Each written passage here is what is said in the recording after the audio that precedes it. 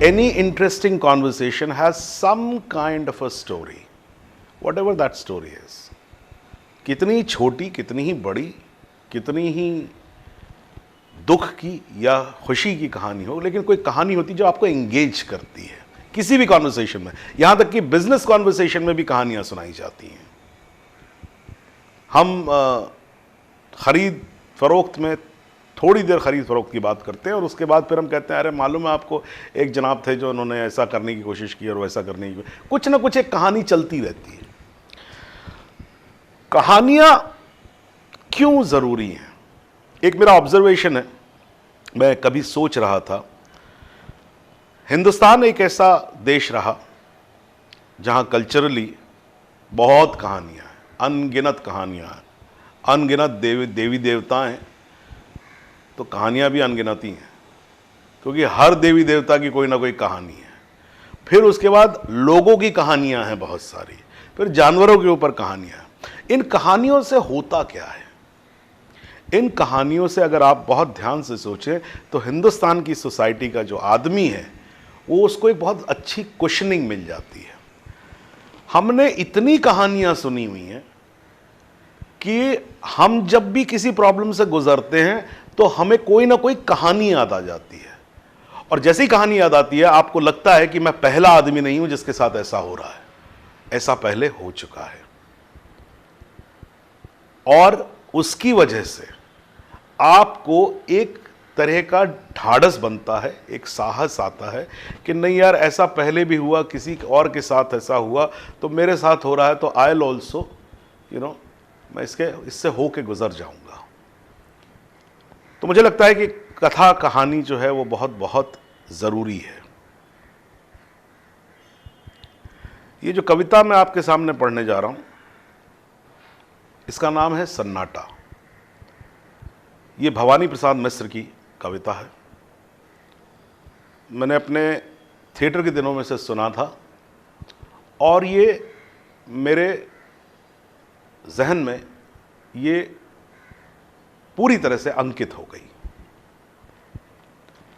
फिर ये कविता मैं समहाउ ढूंढ नहीं पाया, लेकिन मुझे हमेशा याद रहता था और शुरू की 4 लाइनें मुझे हमेशा याद रहती थी। वो 4 लाइन अक्सर मैं लोगों को सुनाया करता था। तो इस बार जब ये कविता की बातचीत हुई तो मैंने कहा कि भाई मुझे ये कविता ला कर दो, और ये कविता मुझ तक आ गई। और मैं पिछले कुछ दिनों से जब शूटिंग कर रहा हूँ तो अक्सर मैं बात बेबात में लोगों को पकड़कर ये कविता सुनाता हूँ, और वो सुनते हैं। शुरू में इसलिए सुन लेते हैं कि चलो बोल रहा है तो सुन लो यार, लेकिन फिर वो इसमें इन्वॉल्व हो जाते हैं क्योंकि इस कविता में कहानी है। ये एक ऐसी कविता है जो मुझे मेरे प्रेजेंट से निकाल कर जहां मैं इस वक्त बैठा हूं कहीं और ले जाती है, एक अलग दुनिया में ले जाती है। और ये इस कविता की बहुत बड़ी खासियत है। तो मैं शुरू करता हूं। तो पहले अपना नाम बता दूं तुमको, फिर चुपके चुपके धाम बता दूं तुमको। तुम चौंक नहीं पड़ना यदि धीमे धीमे अपना कोई काम बता दूं तुमको। कुछ लोग भ्रांतिवश मुझे शांति कहते हैं, कुछ निस्तब्ध बताते हैं, कुछ चुप रहते हैं। मैं शांत नहीं हूं, निस्तब्ध नहीं हूं, फिर क्या हूं? मैं मौन नहीं हूं, मुझ में स्वर बहते हैं। कभी कभी मुझ में कुछ चल जाता है, कभी कभी मुझ में कुछ जल जाता है। जो चलता है शायद मेंढक हो, वो जुगनू है जो तुमको छल जाता है। मैं सन्नाटा हूं, फिर भी बोल रहा हूं। मैं शांत बहुत हूं, फिर भी डोल रहा हूं। ये सरसर, ये खड़खड़, ये सब मेरी है यह रहस्य, लो अब इसको मैं खोल रहा हूं। मैं सूने में रहता हूं, ऐसा सूना जहां घास उगा होता है ऊना ऊना, और झाड़ कुछ इमली के पीपल के, अंधकार जिससे होता है दूना। तुम देख रहे हो मुझको, मैं जहां खड़ा हूं। तुम देख रहे हो मुझको, मैं जहां पड़ा हूं, मैं ऐसे ही खंडहर चुनता फिरता हूं, मैं ऐसी ही जगहों पर पला पड़ा हूं। हां, यहां किले की दीवारों के ऊपर, नीचे तलघर में या समतल पर या भू पर, कुछ जनश्रुतियों का पहरा यहां लगा है जो मुझे भयानक कर देती हैं छूकर। तुम डरो नहीं, वैसे डर कहां नहीं है, पर खास बात डर की कुछ यहां नहीं है। बस एक बात है, वह केवल ऐसी है, कुछ लोग यहां थे, अब वो यहां नहीं है। यहां बहुत दिन हुए, एक थी रानी, इतिहास बताता नहीं उसकी कहानी। वो किसी एक पागल पर जान दिए थी उसकी केवल एक यही नादानी। ये घाट नदी का जो अब टूट गया है, ये घाट नदी का जो अब फूट गया है।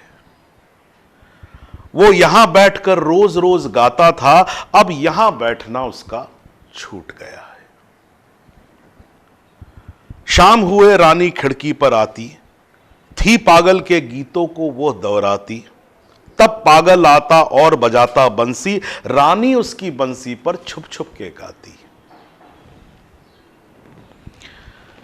एक दिन